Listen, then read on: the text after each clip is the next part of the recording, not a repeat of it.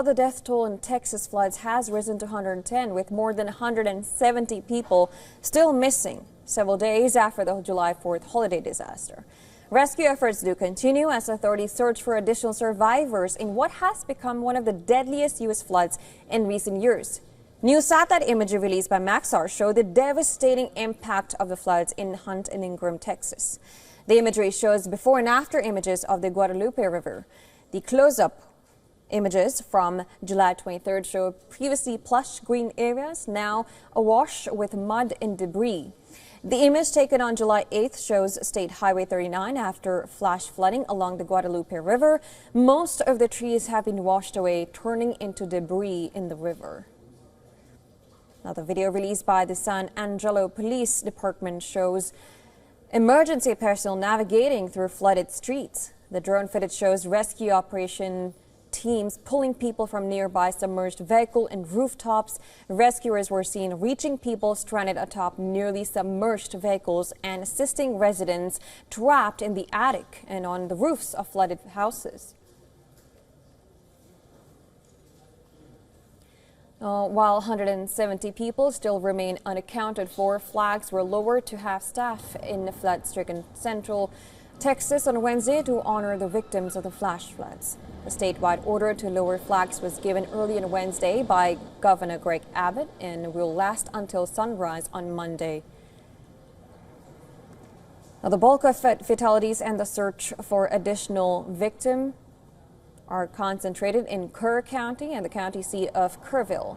While questions are being raised about Texas' severe weather warning system, officials again deflected mounting questions about whether they could have done more to warn people ahead of the flash floods. Now, pressed about how long it took for officials to respond to code red alerts about the flash flooding, Kerr County officials said his focus was on finding missing people and that a full analysis of what went wrong would come later.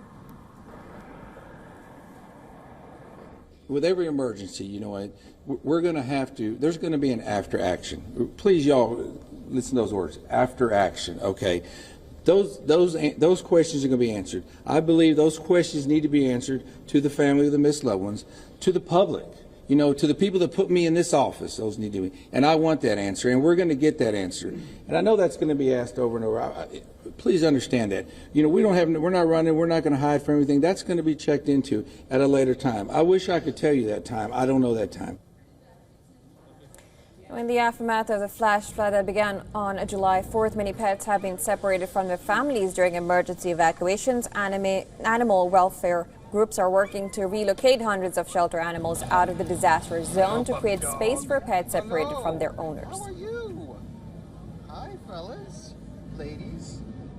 You don't want to downplay the devastation and what this does to affect people's lives, but then you have these family members that are often forgotten, which are animals. And I've dedicated my life to animals because they are a big part of making me who I am. They are family members to so many Americans. Well, 3 people were killed in a record-breaking flash flood that swept through a village in New Mexico on Tuesday. The bodies were found downstream during search and rescue efforts. The children, a 4-year-old girl and a 7-year-old boy, had been camping with their parents when they were swept away as floodwaters raged through the area.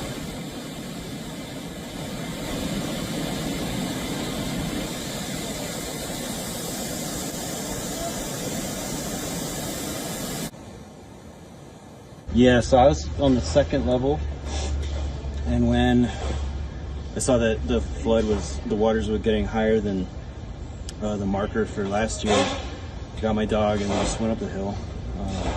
The garage here got lifted up, and that's what smashed into the lower part of my cabin. I just took out the supporting wall.